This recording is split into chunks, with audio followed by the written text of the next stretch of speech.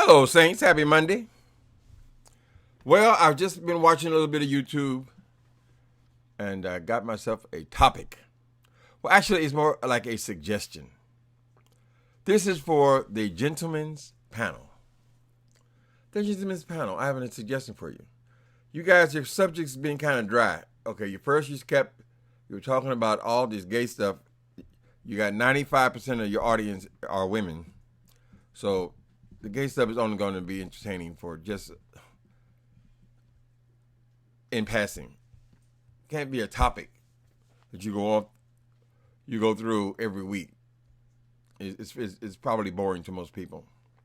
So then you try to do celebrity gossip, which everybody talks about celebrity gossip.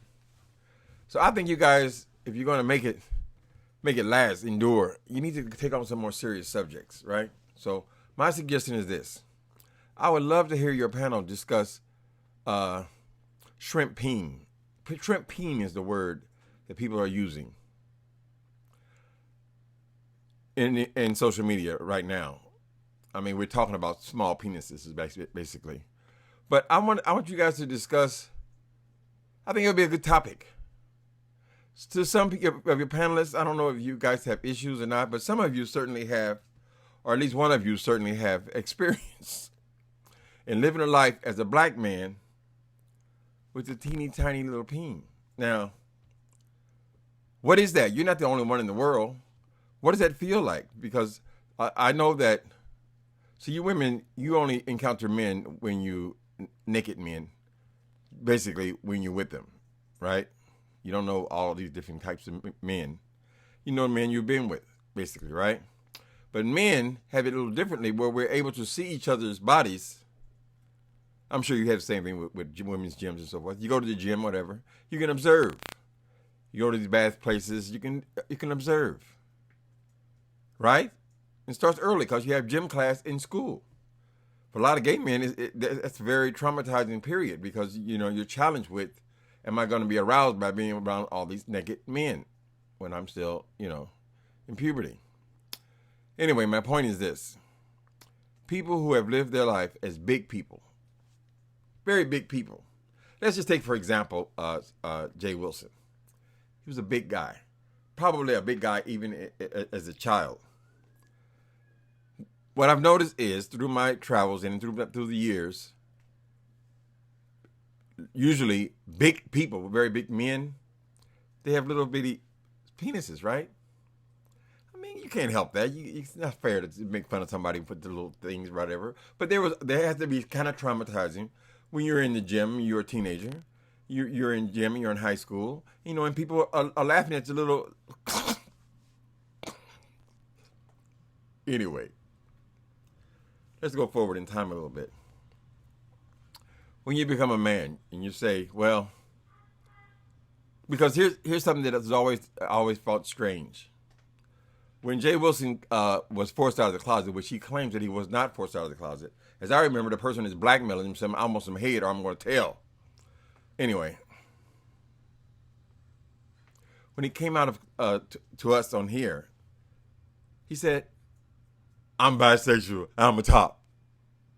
And I was thinking, in my 61 years, I've never heard anybody come out that way. I'm bisexual and I'm a top? Where did this "I'm a top" part come through? And it got me thinking now. Why do you want the world to know that you're a top? Is it a frustration that you've dealt with your entire life?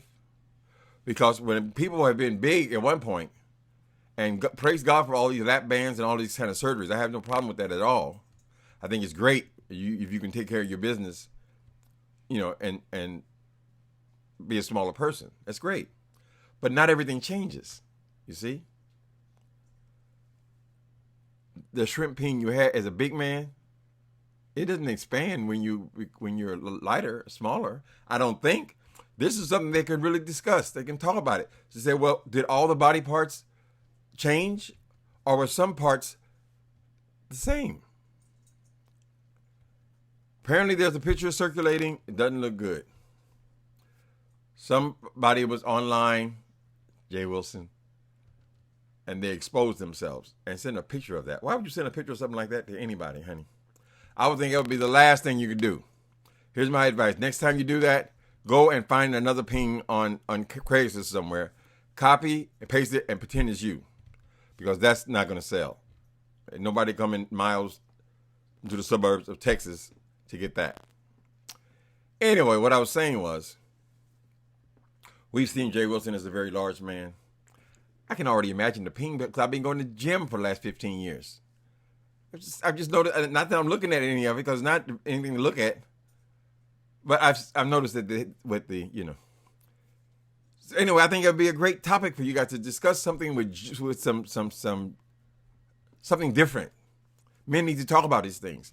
Sigmund Freud, he had this theory called penis envy.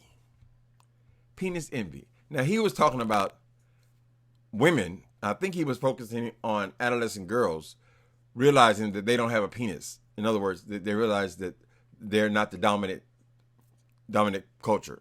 So some women who become aggressive as adult women, he seemed to feel like it comes down to penis envy. I don't understand the theory completely, but I'm just talking about men. I'm talking about men. What happens to a man when they got this little bitty thing? They've lost the weight, the excess weight, by whatever rate. We'll never get the truth about that. But and they're stuck with this thing, and then they want to declare to everyone that they are at top. This must be very frustrating for the people who you are topping. I mean, who can get into that? A moment of prayer for Mark. He must be very disappointed. You're telling the world that you're a top, which implies to everyone else that it means that he's a bottom, and he knows that in the bedroom is, What does that feel like? How do you explain that? Are you constantly apologizing for the size of your equipment? Is that how it works? Because it has to be disappointing when people come to your house, they take their clothes off, and you sitting there hollering about you a top, and you're gonna do this, you're gonna do that, you're gonna do that, and you take those drawers off, and then they stuck with. I mean, it's not fair. What do you do with that? Back in my sexual days, years ago, I used to be a sexual person, believe it or not. But back in my sexual days, I mean, I thought that was such an uncomfortable position to put someone in. When you're telling them that you're gonna top them, and then you're going to try to penetrate somebody with that? Do you know how much pain that causes when somebody is poking you and poking you and poking you, poking you? Damn, get it in. Oh, I'm sorry. It is in. I just find it interesting. I see J.Wilson's on here. He's just he's just talking about everybody, all the women. He's just talking about them, talking about the teeth, talking about the eyes, talking about everything else. I said, well, I've let that whole J.Wilson thing go. But I'm saying there's some real meat there. There's something he has experience in where he can enlighten the rest of us. After you have the surgery, is the peen the same size? Was that traumatic for you, having to expose yourself as a young person in the gymnasium and so forth? Were there people giggling, laughing? There's the ways you can get over this thing, because I've seen in pornography, there are certain sites you can go when people, they have such a tiny appendage that they have women come in and just look at it and laugh at it, make fun of it. And this is somehow erotic to a person. We've already identified that this person is somewhat a masochist. He likes the humiliation, the pain. That's why he can do this. That's why he don't mind being called juicy booty around the world. You call it juicy booty because your ass is still the ass, probably, of the big person. Everything doesn't shrink. The ping doesn't change, ass doesn't change, and apparently the breast. You're struggling with those breasts because they just, every time you talk, they're getting more and more bouncy. And then you have the audacity to grab them. And you're talking about women, but you're doing like this. And I'm saying, well, damn, they look fine on a woman. It's strange on a man. So this is my suggestion to you, gentlemen's panel.